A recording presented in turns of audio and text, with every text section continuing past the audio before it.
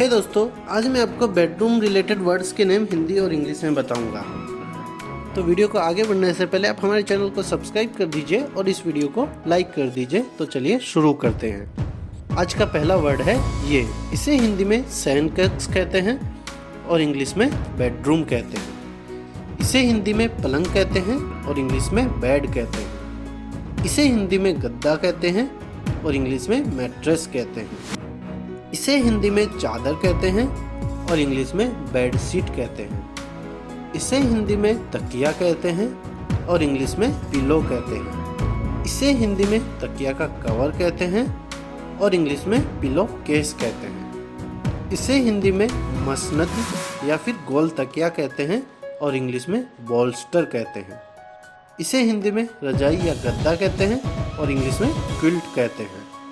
इसे हिंदी में कंबल कहते हैं और इंग्लिश में ब्लैंकेट कहते हैं। इसे हिंदी में ओढ़ने वाली चादर कहते हैं और इंग्लिश में टॉप सीट कहते हैं। इसे हिंदी में श्रृंगार मेज कहते हैं और इंग्लिश में ड्रेसिंग टेबल कहते हैं। इसे हिंदी में हेडबोर्ड या बेड हेड कहते हैं और इंग्लिश में भी इसे हेडबोर्ड या बेड हेड ही कहते हैं। इसे हिंदी में बेड के बगल रखी जाने वाली मेज कहते हैं और इंग्लिश में बेड साइड टेबल कहते हैं। इसे हिंदी में मच्छरदानी कहते हैं और इंग्लिश में मॉस्किटो नेट कहते हैं। इसे हिंदी में पालना या झूला कहते हैं और इंग्लिश में क्रेडल कहते हैं। इसे हिंदी में कपड़ों की अलमारी कहते हैं और इंग्लिश में वार्डरोब कहते हैं। इसे हिंदी में पलंग का पाया कहते हैं और इंग्लिश में बेड पोस्ट कहते हैं। इसे हिंदी में पलंग कहते हैं और इंग्लिश में बंक बेड्स कहते हैं। इसे हिंदी में पलंग कहते हैं और इंग्लिश में फोर पोस्टर बेड कहते हैं। इसे हिंदी में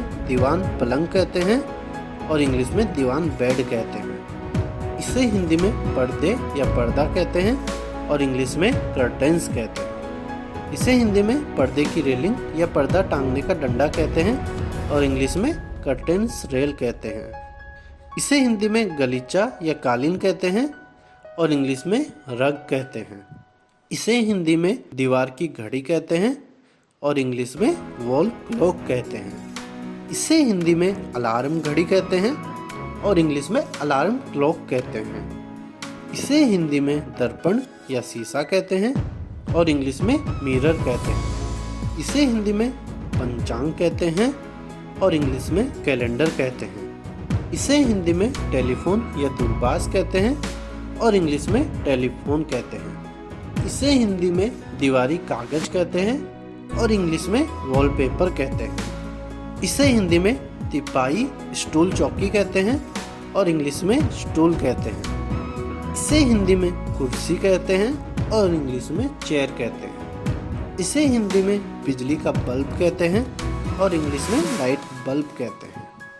इसे हिंदी में प्रकाश नलिका कहते हैं और इंग्लिश में ट्यूब लाइट कहते हैं। इसे हिंदी में टेलीविज़न या दूरदर्शन कहते हैं और इंग्लिश में टेलीविज़न कहते हैं। इसे हिंदी में रूम हीटर कहते हैं और इंग्लिश में भी इसे रूम हीटर ही कहते हैं। इसे हिंदी में छत वाला पंखा कहते हैं और इंग्लिश में सीलिंग फैन कहते हैं। इसे हिंदी में एयर कंडीशनर कहते हैं और इंग्लिश में भी इसे एयर कंडीशनर ही कहते हैं। इसे हिंदी में कूलर कहते हैं और इंग्लिश में एयर कूलर कहते हैं। इसे हिंदी में टेबल लैंप कहते हैं और इंग्लिश में भी इसे टेबल लैंप ही कहते हैं। इसे हिंदी में चित्र कहते हैं और इंग्लिश में पिक्चर कहते हैं। इसे हिंदी में किताबों की अलमारी कहते हैं और इंग्लिश में बुक केस कहते हैं। इसे हिंदी में कूड़ेदान या कूड़ादान कहते हैं और इंग्लिश में ट्रेश बिन, रबिश बिन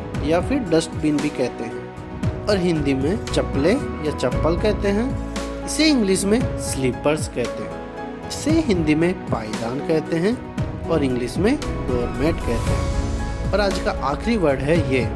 इसे हिंदी में हुक या खूंटी कहते हैं और इंग्लिश में हुक कहते हैं। तो दोस्तों, मैंने आपको इस वीडियो में बेडरूम रिलेटेड वर्ड्स बताए हैं, वो भी हिंदी और इंग्लिश में। अगर वीडियो पसंद आया है तो लाइक कीजिए और एक अच्छा सा कमेंट कर दीजिएगा और हमारे चैनल प्रीमेंट को सब्सक्राइब करके नोटिफिकेशन बेल ऑन कर लीजिए।